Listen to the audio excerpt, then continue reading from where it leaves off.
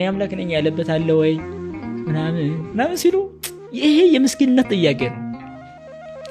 ምክንያቱም ስጋ የለበሰውን አምላክ ነው ብሎ እንዳይቀበሉ ህሊናቸው ስለተቆለፈ አልዝም ብሎ የሌለ ጥያቄ እንዲጠይቁ ያደርጋቸዋል። በአይሁድ ዘንድ ተቆልፎ የነበረው መቆለፍ አሁንም በሌሎች ዘንድ ተቆልፎ ይታያል። ለምሳሌ ወንጌል አምላክን የማስተዋወቂያ ትምህርት ነው።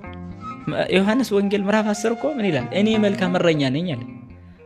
ምን ማለት ነው ይሄ? ማለት እኔ ነኝ እያለ እኮ ነው ያለው። መጠብቃችሁ እኔ ነኝ፣ መልካም እረኛ ነኝ አለ። በቃ ነፍሴን ላኖራት ስልጣን አለኝ፣ ላስነሳትም ስልጣን አለኝ ማለት እኮ አምላክነት ነው። ሌላ ምን ፈለጉ? በዮሐንስ ወንጌል ምዕራፍ 8 ከአብርሃም በፊት እኔ ነበርኩ።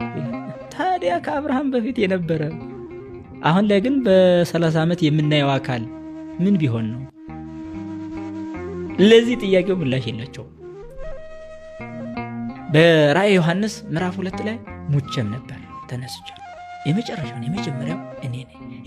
የመጨረሻው አልፋና ኦሜጋ እኔ ነኝ። ሙቼም ነበር ተነስቻለሁ።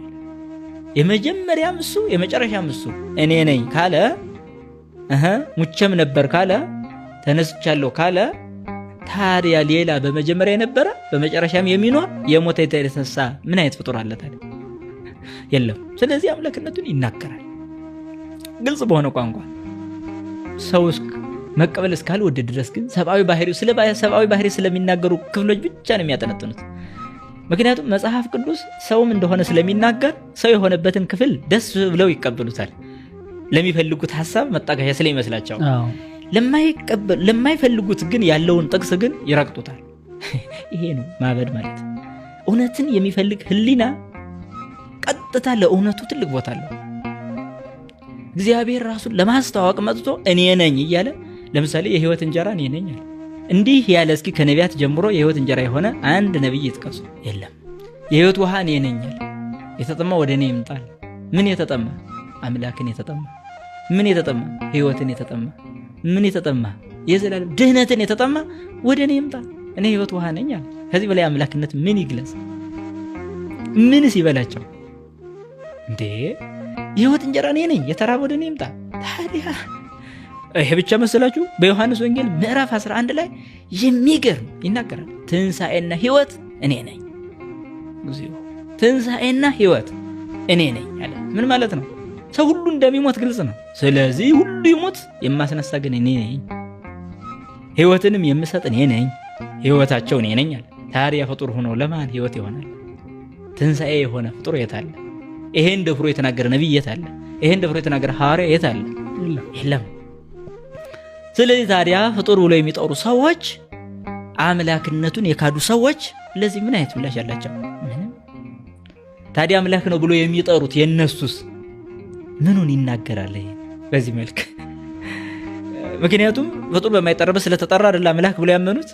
ስለሚያምኑት ጉዳይ እኮ እኛስ ምን አለ ታዲያ? ምን አለ? ግልጽ በሆነ ቋንቋ እኔ ወይን ግንድ ነኝ፣ ቅርንጫፎች እናንተ ናቸው። ስለዚህ ከቅርንጫፎች መሃል ማድረግ አይቻልም። ግንዱ የቅርንጫፎች ሁሉ መጠለያ ወይም ተሸካሚ እሱ። ለቅርንጫፎች ህይወት የሚሰጠው ግንዱ ነው። ስለዚህ እኔ ወይን ግንድ ነኝ አለ። ቅርንጫፉን ነኝ አላለ። ታዲያ ሁሉም ነቢያት ቅርንጫፎቹ ናቸው። ሁሉም ሐዋርያት ቅርንጫፎቹ ናቸው። ሁሉም ምእመናን አማኞቹ ቅርንጫፎቹ ናቸው። ታዲያ እሱሳ ግንድ ራሱን በዚህ መልክ እንድንረዳው ነው የገለጸው። ዝቅ እያለ ሲሄድ ያለ ግንዱ ቅርንጫፉ ምንም ሊያፈራ አይችልም ብሎ ቁጭ አለ። ዝቅ ብሎ ደግሞ ያለ እኔ ምንም ልታደርጉ አትችሉም ማለት። ታዲያ ይሄ ከአምላክነት በላይ ምን ነው? ሌላ ንግግር ምን ይፈልጋሉ ሰዎቹ? እስኪ እውነት መዳን ለሚፈልግ ይሄ በቂ አልነበረም? ዝቅ ብሎ ምን አለ? ያለ እኔ ምንም ልታደርጉ አትችሉም። ታዲያ ፍጡር ከሆነ ያለ እኔ ምንም ልታደርጉ ብዬ መናገር ይችላል? ሆነ አልችልም። ኢሳይያስ ይሄን አለ ነው? አብርሃም ይሄን አለ? ይስሐቅ ነው ይሄን ያለው ነው? ዮሴፍ ማን ነው? ዳዊት ነው?